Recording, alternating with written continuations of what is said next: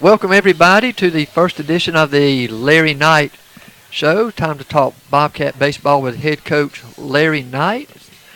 So, Coach Knight, we sitting here at 11-4 overall. More importantly, 5-0 in the district. Are you happy where you are right now, considering that you lost all of your starting pitching from last year? Thanks, Mike. We first of all, we're glad to have our show finally this year. We've had some different things, whether it's been spring break or whether it's been, of course, I've been off a few times to go watch Alex play in the middle of the week, and but we're glad to have it, and we're thankful for Newks enabling us to have the show here. So we're excited about getting it started again. But to answer your question, we're very pleased at this point to be where we're at. We knew there was a lot of questions going into this season. Not only from us, but fans too, because we lost a lot of good players. We basically lost our entire pitching staff, as far as experience was concerned, and so that was a major concern for us. And even though we had some guys back from a everyday position, we lost the meat of our order. We lost a lot of RBIs, home runs, guys with experience, and So yeah, it was certainly a lot of questions coming in, and I know we'll talk kind of a little bit about each part of the season, but to sit here right now being 11-4 and 5-0, really, and I say this a lot coming in. If somebody would have said this in the beginning, would I be very happy with this? Please, I certainly would have said yes. So at this point, definitely. Okay, well, talk about your new pitchers that you have. You've also got a pitcher right now who was supposed to be your ace. He's on the shelf right now. Talk about how his progress is coming along, and talk about how your starting pitching has been this year. Sure. Coming into the season, we lost, of course, last year, Brian Russell, who's been one of our mainstays for really 2 years. Devin Sullivan, who had a great year last year, and then Jared Shuck really stepped up and did a tremendous job for us. And then even Trace Jordan, who was a guy that was known mainly just for his hitting, and pitched well for us. So you take, those four guys, the only one that really threw, Grant Reddy threw, periodically at times, but not that much at all. And so coming into this year, there's a lot of questions, and preseason-wise, we had a few guys that stood out. Hunter Barrett was one that you mentioned. Hunter came in as a sophomore this year, wasn't with us last year, and so we didn't get a chance to really know what he was capable of. And in the fall, we don't do a lot of on-the-field baseball stuff. We may throw, we may do some hitting, but it's primarily working out, going through our long toss program, working on speed and agility. So we really didn't spend much time saying, okay, this is what he can do in the bullpen. But preseason came along, he looked very well, really felt like he was going to be our number one guy going into the season. And unfortunately, basically a week before we started, he hurts his hip swinging the bat. We thought he'd be out maybe 3 weeks, 4 weeks. It ended up extending now to maybe we're at 6 weeks or so. And got a good report last week. We're waiting next week. He's going to go back to the doctor. We got our fingers crossed. Hopefully he'll be released to join us next week.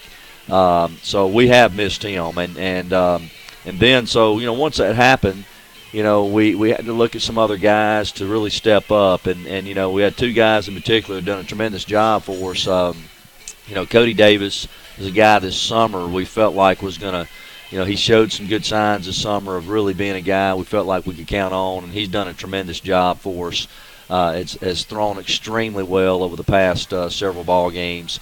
And then Kyle Stringer, who is a guy that really early part of the program for us was mainly an outfielder hitter. But as things progressed, we felt like pitching was going to be his best opportunity to play for us. And we sat him down and talked about that and say, look, you really need to decide because, we think he might could help us pitching, especially when we lost so many guys. It was like, all right, we're welcome to see who can help us. Kyle had looked good in preseason, and honestly, we felt like he was going to be a guy that was going to be maybe a spot starter, bring him in relief, and but once Hunter got hurt, was like, okay, well, we need to see what Kyle can do, and we've given him the ball, and he's done a very good job for us. You're talking about a guy, both these guys with no really varsity experience to lean back on, and very, very, very proud of them. They've done a tremendous job for us. Grant Reddy has been a key role for us coming in relief. He's been getting a lot of ground balls. Sometimes we've done a good job with him, sometimes we haven't, but he comes in and gets his ground balls, makes some very quality pitches. And he's the type guy that's going to throw a lot of strikes and is going to do a good job on that aspect. And then you take Kedrick Rawls, who the last 2 times out has thrown really well for us. And that gives us another guy to look at and say, okay, well, if either one of our guys, I mentioned Cody or Kyle, kind of slacks off, then Kedrick is thrown well. And in the beginning, he was having a little trouble throwing strikes. I think a lot of that was just due to lack of experience, maybe some nerves, and he's done well. I mean, he's probably our hardest thrower, and has competed, done a very good job. Very, very proud of him. And then other guys, Halen Sanford has stepped in and, threw a real good game early on in the Petal tournament against Harrison Central. He's come in relief and done well at times. He's gotten the ground balls. He did that against Petal and Jamboree, and did it against Hattiesburg High School early. So he's shown some good things. So, very proud of our pitching, and our guys have done well. And we're hoping pretty soon that Garrett Robbins will be another one. He was the one that we were counting on, too, to be on the mound. Was dealing with some tendonitis, but his arm feels much better now, so we feel like pretty soon he'll be a guy we can use in relief to help us as well. So, and that's the thing. And even in some of the preseason articles, asked, some of the folks asking me, what is my biggest concern, it would have been pitching. Right. And, just a lot of question marks there, and just can't say enough about those guys, what a great job they've done. Now, talking about the pitching, as long as I've known you and you've been a pitcher yourself, you have always called the pitches and always groomed the pitches, but you have turned that over to Andy Davis this year. What was the reason for that? And he's done a good job so far. He has, Mike. I guess, first of all, I can't say that I've turned it totally over to him, but because I'm right there by him. And but really the reasoning was twofold. Number one, because I did take two things that I did different this year. One was allowing him to call pitches, and another was I was in the dugout, not coaching third. And I really felt like this year that I needed to kind of take a step back and be in the dugout talking to our young players and maybe talking to our young pitchers or just whether it's just our guys that are your everyday players, and just be able to communicate with them. And also, when you're not calling pitches and you're not out there at third, it frees your mind up to be able to think more about, hey, this is what we need to do. This is the situation. And so I said, all right, we're going to give this a shot. Of course, I'm now back at third, mainly because it just, it's just honestly, we weren't playing extremely well. I mean, I'm not going to say that was a reason, of course, but, it felt like it was something. Let's go back to the way it's always been, and maybe it'll kind of help jumpstart these guys. Maybe it helped some, I don't know, but it also, there was times that maybe I wanted to do something there or tell a runner at third base, and I wasn't there to tell them. And so I started thinking, well, maybe I do need to be over there. And going back to the pitch calling, Andy's done a very good job. And he's a former pitcher, but he's right there by me. And there may be times I say, hey, this is a pitch we need to throw, or he may ask me, and I'll tell him. And but usually, I'll allow him to go into that, and then certain situations may dictate whether I step in and say, okay, this is what we need to throw. Okay, so speaking of pitching and pitcher call, it's much different than in college and major leagues because you don't see as much of a high school player. Mm-hmm. What determines what pitch you're going to throw to a player? Now, if he's off state, you know what he can do, but somebody you hardly see maybe once or twice in the season, how do you depend on how you're going to throw to the pitcher? Is it what your pitcher's got stuff-wise, or is it you may see the batter his first time and depending on what he can hit or can't hit? Very good question, Mike. Honestly, it's a little combination of both. Number one, we are going to pitch to our pitcher's strengths. I mean, we always do that, and that's an important part of it for us. We can't try to change our guys to be somebody different. However, when we watch swings, when we look at the hitters, if there's things that we're noticing, then we may try to exploit those weaknesses. But for the most part, it's we're going to go with, all right, well, this is what our guy can really do well at. This is what he excels at. And then, if he's having trouble doing those certain things, then, of course, we may try to change some things up. And you're right. I mean, if there's a hitter up there that is a big-time hitter and we know about him, then we have to be careful with them. High school baseball, you're going to see on your great teams, you may see 3 or 4 guys that swing it really well. On your average teams, there may be just a couple. And so you try not to let those 2 guys beat you or those 4 guys beat you if you have a great team that you're playing. But, what we try to do is we try to make sure our pitchers understand this is your strength. This is what you need to be able to do. And then as the game goes along, we'll see, all right, well, this is how the hitters approached him and make adjustments if needed. Okay. Well, let's go ahead now. Like I said earlier, we're 11-4 overall, 5-0 in the district. Let's talk about the schedule so far. We lost the first 2 of the year to Hattiesburg and to Taylorsville. But no shame in that because Hattiesburg is going to be a team who's probably going to compete for a 5A state championship. And we've always known you play them every year. Taylorsville's not your typical 2A team because they can beat anybody at any time. But you've righted the ship pretty much, won 11 out of 13. And the schedule you play is a pretty strong schedule. We know why you play it because every team you play is playoff caliber. Right. So talk about the schedule so far. Well, we always play a very tough schedule. We think it's very important to us, a non-division schedule. We'll start off with the Hattiesburg, sometimes the Petals. Of course, we'll play Oak Grove normally later in the year like we are this year. In Petals tournament, we normally get some tough coast teams. We played Harrison Central Long Beach this year. Last year Pearl River Central, we played them. And we also playing Hattiesburg back-to-back years this year, last year and this year has been good because it's a quality team, a lot of expectations, from their standpoint, and it's good. It's good for the area, I think. And then of course we have our Adidas tournament, and it doesn't matter what pool you're in, you're going to face some good teams. There's some very good teams playing in that, and we kind of took it on the chin against Gulfport, who's got a very, very good team this year. Pascagoula beat us 3-0. But, in the beginning, we were also kind of trying to find ourselves as well. And part of it was the teams we were playing, but we were not swinging the bats well.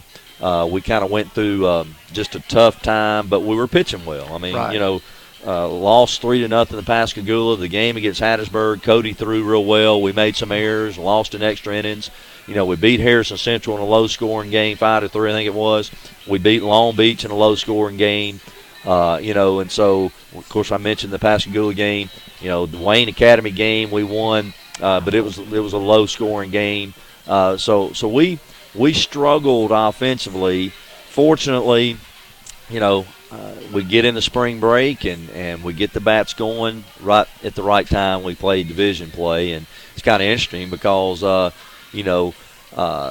pitchers, I think, probably have felt a good bit of pressure early, but now we scored runs, and we have given up a few more lately. Right. But some of that has to do with some crazy stuff that's happened and errors, and it hasn't been necessarily where our pitchers have done a poor job. But it also gives them an opportunity when you score a lot of runs to say, okay, we're just going to throw it right down the middle, and they're going to get more hits. Right. Now, speaking of the offense coming around, I believe the offense started coming around once you made that switch to put Zane Berry at the top of the spot and move Dennis Jackson one spot down in the order. Not that Dennis wasn't producing badly. He just wasn't producing well enough as a leadoff batter. And I believe now it's taking a little bit of the pressure off Dennis. Oh, yeah. And he is starting to get on a little bit more. But Zane Berry, he is taking that leadoff role to another level right now. Talk about that. He has, and you're right. I mean, we made that switch. Dennis was pressing and having a hard time. And I mentioned this earlier this year to one of the reporters. He comes out from basketball, and Zane did too, but Dennis was a regular starter for basketball, and so he didn't really get out there as early as Zane maybe. And so he was putting pressure on himself, and then Zane's a type guy, he just loves the competition. He's not fazed by it, and he gets in that leadoff spot and just, just has a tremendous time there over since we've moved him there and got on a hot streak. is getting on base, and then it enables us to get Dennis up there. And of course, he's had some great swings, but if we need to bunt, he can. And so those guys have been great table setters for especially Garrett. But Zane has been a big spark plug to us as far as getting guys on base and helping us to get things going. Yeah, speaking of Garrett Robbins, he struggled a little bit beginning of the year, but last night 4 for 5, 8 RBIs. So he's starting to get it rolling also offensively. He is. Garrett's. He's early on he was hitting, but it was more just singles. And right. We talked about it. The fact that you got some power. We got you in the 3-hole. Of course, normally your best hitter's there, but you also can hit some balls in the gap and hit some home runs, and I think he's shown that, last night, and he also against Poplarville, and he's a type guy that is, he's a tough out. I mean, he can hit fastball, he can hit breaking ball. He doesn't get too up after a great at bat, doesn't get too down after a bad at bat, and he's just steady. Very proud of him. Garrett does a lot of things right. I mean. Occasionally chases some bad pitches, but normally he doesn't. And but he's got speed. He can leg out an infield single, and he also can hit a home run. And has done a very good job, and has really played well at short over the past couple of games. And just been a big lift for us. And had a tremendous night last night with the RBIs and the base hits and the home run. Okay, speaking of two other players, Graham Crawford and Billy Garrity.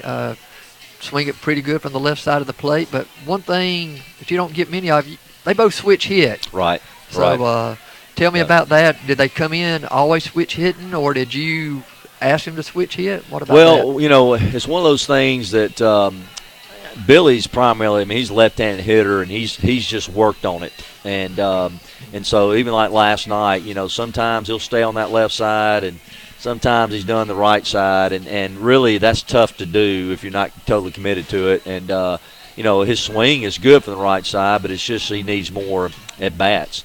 Graham's a different story. He's natural righty.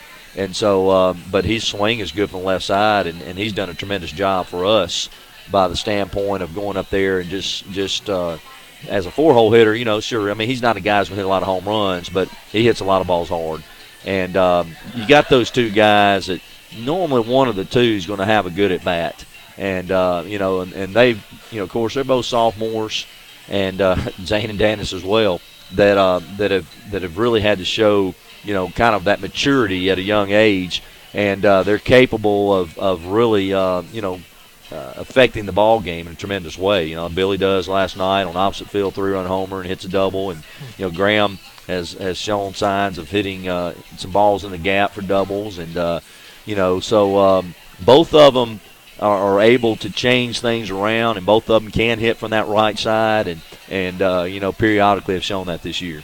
And one other person we're going to talk about who started struggling very much offensively, but his average isn't shown it much yet, but Tanner Morgan's starting to hit the ball pretty well from the 9-hole with a couple of hits last night. He has. Tanner kind of went through a tough spell where he went several games and did not get a hit, and he is so solid defensively for us and can play third and short and has done a great job there. But yeah, I mean, once he got a hit and it led to another one, and it's like anything else, his confidence got rolling and started making contact and great at bat last night to get things going, for us one inning, and hit some good pitches, breaking ball down, gets a base hit, and he has really turned this year from the beginning of the season to the middle here, has really turned the page, has done a great job for us in that 9-hole. Yeah, a 9-hole hitter can sometimes be. That's almost like an extra leadoff batter if you get him on. So he's playing. That's right. He's done well, and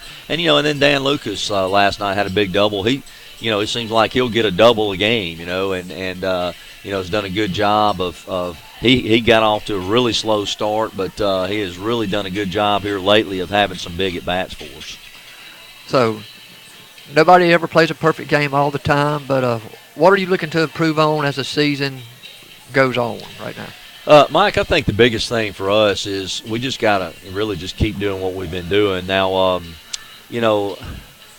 our ball games, when you look at like the Poplarville game, I guess now I'm focused on division because that's the most recent ones. The first game, I believe we won 18-7, if I'm not mistaken.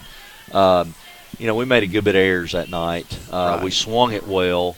Kyle Stringer pitched and kind of had a little trouble. His first game, maybe not to have the command and maybe not as polished as he had been. And, Poplarville swung it pretty well. We made a lot of mistakes and gave them some runs. And then we came back and 10-runned them the next game. Cody pitched really well. And then you take the Columbia game, 8-3, 8-0 going last inning. We went 8-3, and then 8-4 game. Kyle, I thought, threw well. Wind was blowing out. Got a wind-blown home run the first one. But then, they chipped away and got a few runs. But, we had some mistakes here and there. And, from the outfield that night, and then even last night, some kind of weird things happened with the outfield. Part of it, the time of the day, maybe Dan loses that ball in left field. And we worked hard today in practice on our outfield play. I mean, because one thing that happens, Cody gets out there, you're expecting a lot of ground balls. Normally that's what he gets. And Greene County did a great job last night of their approach against him was very good. They hit some balls really hard, and then they hit some that just found holes. And our outfield got a lot of work. And, I just want to see us, make the routine plays out there, make the routine plays in the infield. Dennis, we need him just to take charge because he can catch a lot of balls out there if he really just makes up his mind and says, hey, I'm a center fielder, and these are my balls. I'm going to catch them, and these are an opportunity for me to do that. And so, the other guys, Dan has been silent. Logan Powell's another one that does a great job for us coming in defensively. He's great to have to come in, was courtesy runner, and he was starting early, kind of had a little trouble offensively, but he's a guy, though, that, he's kept a good attitude and has worked hard, and we expect him to continue to be a big part of the team. But mainly getting your question is we just want to, play good defense. Play good defense. We know we're not going to score 18 runs every night. We're not going to get 10 hits every night. Hopefully continue to pitch well, but we got to just really make sure we're playing good defense. So have you seen the confidence grow from the beginning of the season to where you are now? Because, starting 0-2, you can kind of get down just a little bit, and then losing the way you lost to Gulfport, that can kind of put you down a little bit. Have you seen the confidence grow? Oh, it has. I think our guys, you look back at that Wayne Academy game, we struggled to win that 1 in 8 innings, and we just got by that day. But once we got to division play, whether it was like our guys saying, hey, it's division, it's time for us to do it, or just a combination of things, our guys have stepped up. Then you take last night's game, they scored 4 on us in the first inning, and, we had the game against Gulfport that we just could never overcome everything. But, other than that, we've been either right there with everybody in close games. You get down 4-0, our guys come back, score 3 in the bottom half, and score another one in the second, and it's like, okay, that's fine. I think that's a big difference. Early on, we might have said, oh, no, we can't come back from this, or we're not a good enough team to do it. Now they believe they can, and for any team, that's the beginning stages, and having that confidence and belief, and for us to do what we did last night and come back and win 18-7 after being down 4-0, that was big. All right. You're watching the Larry Knight Show live from Newks Eatery here at 4200 Hardy Street, Suite AA. Coach Knight, we're going to get away from the high school part about it. We're going to talk about your junior high program, see how that goes. Where do you see kids who have a lot of talent? Is it based on potential? Talk about how your junior high program starts and then continue from there. Sure. And I'd like, as we continue having these shows, I'm going to try to bring those coaches in at different times. You have an opportunity to talk to them too. But starting with this is the first year we've had an all-out 7th grade team. And the reason is it happened because of number purposes. Our ninth, normally it's a 9th grade or 8th and 9th, and then an 8th grade team. Well, we didn't have as many 9th graders, and some of them, like Seth Mitchell's, playing up on varsity, and so we had to bring some of our 8th graders, pretty much all of them, up to play with our 9th grade team, because it's primarily, our 9th grade team is primarily an 8th grade team with just a few 9th graders sprinkled in. So then we had to pull up the 7th graders, but we have just a just a tremendous amount of talent in our 7th grade group. There's just a big number of kids who can play the game. Now, some of them, size-wise, aren't ready for that dimensions, but they're getting to play. They're getting an opportunity to get a little taste of the big field, and lots of talent there. And I've told several people, I mean, I'm not going to say it's going to be the strongest group to ever come through, but it's the most talented as far as the number of kids, the number of good players I think that's in that group. 8th grade group's got a good bunch as well. There's not as many of them in 8th grade, but there's some good players there. And I look for some of those 8th graders next year to move on up to JV. Some may end up probably playing 9th grade again, but Adam Bailey handles our 7th grade team. And actually, Coach Cooley coaches our 9th grade team because his son plays on that one, and so he's in 8th grade. And then as we move on up, Andy Davis, our head coach for junior varsity. And our junior varsity is always kind of maybe some varsity guys that need some work. It may be some that are strictly JV guys. But it just really depends on the situation that dictates who we are playing on the JV. Especially this year with having such a young team and pitchers like last night. Halen Sanford threw an inning in a JV. Billy Garrity, who pitches varsity, threw an inning in a JV. Payne Phillips has been mainly a JV guy, but he also has pitched a little bit varsity. We try to find games at least to give those younger pitchers who pitch varsity some work on JV. But, we feel like really, you look at our team, we have 3 seniors, and I think maybe 5 juniors, and then, a lot of sophomores.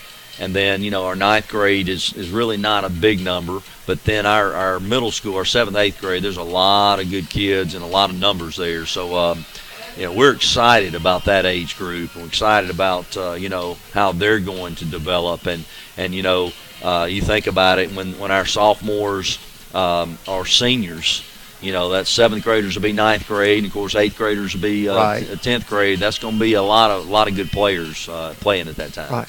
Now, do you think the numbers have to do with the success that Sumrall's had in the past, and they grew up wanting to be Bobcats, or they just love the game of baseball? I think that's part of it. We have had a lot of success, and you see the parental involvement and the just the number of parents and players in that group is more than norm. And I think a lot of it has to do with, hey, they want to be a part, and that's a credit to what the guys done in the past to get our program to where it is now. And so and I think sometimes it comes in cycles too. Right. I mean, like right now, there's 3 seniors and there's only 5 juniors, but then the sophomore group's big, and it kind of comes in cycles, but a little bit of mixture of both. Right. Speaking of all these teams now, we couldn't do all this without the Booster Club. That's right. I mean, this Booster Club has been pretty much the same people for quite a few years now. Let's talk about the Booster Club, because we got some projects coming. Oh yeah. So talk about the Booster Club. We always do, Mike. We're very, very thankful for our dugout club. It's just as you mentioned. We couldn't do what we do. I say this every year without their support. The money that's raised, parents do a great job of raising money, and our dugout club does as well. Terry Graham's our president, and he's just a tremendous supporter.